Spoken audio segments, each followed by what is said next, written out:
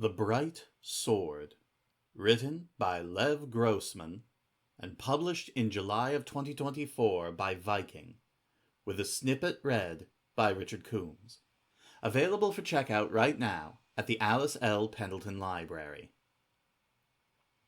Collum punched the other knight in the face with the pommel of his sword gripped in his gauntleted fist so hard the dark inlaid metal dimpled under his knuckles, but his opponent showed absolutely no sign of falling over or surrendering to him.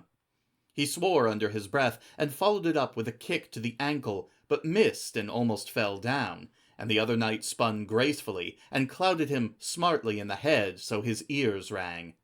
He would have given £1,000 to be able to wipe the sweat out of his eyes, not that he had £1,000. He had exactly 3 shillings and 2 silver pennies to his name.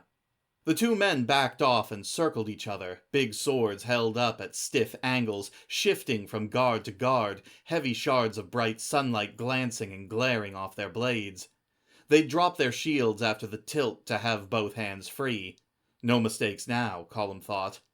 Circles, not lines, Marshal Aucassin whispered in his mind. Watch the body, not the blade. He threw a diagonal cut that glanced harmlessly off the other knight's shoulder. The inside of his helmet was a furnace, sharp smells of hay and sweat and raw leather.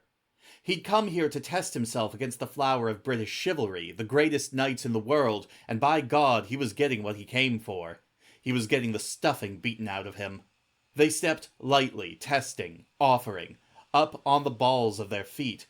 Every tiny movement made their armor squeak and clank and jingle in the quiet of the meadow. Even the tips of their swords made tiny whips in the stifling air. Why? Why had he thought this was a good idea? Why hadn't he stayed back on Mull? Heatstroke prickled at the back of Collum's neck. They weren't fighting to the death, but if he lost, he'd lose his horse and his armor, which he hadn't gone through all the trouble of stealing it from Lord Aldistair, just so that he could hand it over to some nameless knight who probably had half a dozen spares waiting for him back at his cozy castle. And without his horse and armor, Collum was nobody and nothing. An orphan and a bastard, poor as a church mouse and very far from home. And he could never go back. He'd made damn sure of that, hadn't he? He didn't even know who he was fighting. He'd stumbled on this man purely by chance, or possibly by God's will. Thanks a bunch, as always. Sitting under a crooked ash in a meadow, head in his hands as if the weight of the sunlight itself was too much for him. He'd looked up and shouted a challenge at Collum, and who did that anymore? It was like something out of the stories. Whoever this was, he was a knight of the old school. His armor was old-fashioned too. The breastplate black steel damascened with a pattern of fine silver whorls and a rose at the center. A rich man's armor, a nobleman's. His helmet had a pointy snout like a beak, and like Collum he bore the vergisseau, the plain white shield of an unfledged knight. Collum bore it because he was not technically, as he'd tried to explain, a knight at all, not yet. He hadn't sworn the vows, but there were other reasons to bear the vergisseau. Like to hide your identity if you were in disgrace. Or Sir Lancelot bore it sometimes, because otherwise no one would fight him. This man was no Lancelot, but he was pretty damn good. Thoroughly fledged. Collum was taller, but the mystery knight was faster. He barely saw him move when bang, his wrist went numb, and ping, a tiny fastening pin sprang off his gauntlet and disappeared forever into the grass.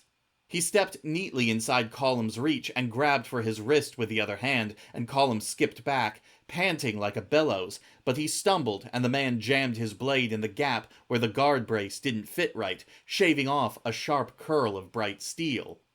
He pressed his advantage, whipping a backhand strike at Collum's head that just missed. There it was.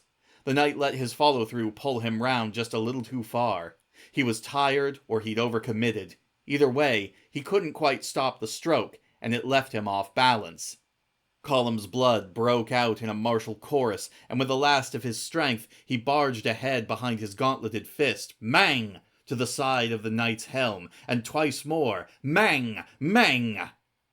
Just like that, he was through and into the other place, the one where he felt like a solid shining steel godling, and nothing could stand against him, certainly not this soft, staggering wretch he saw before him.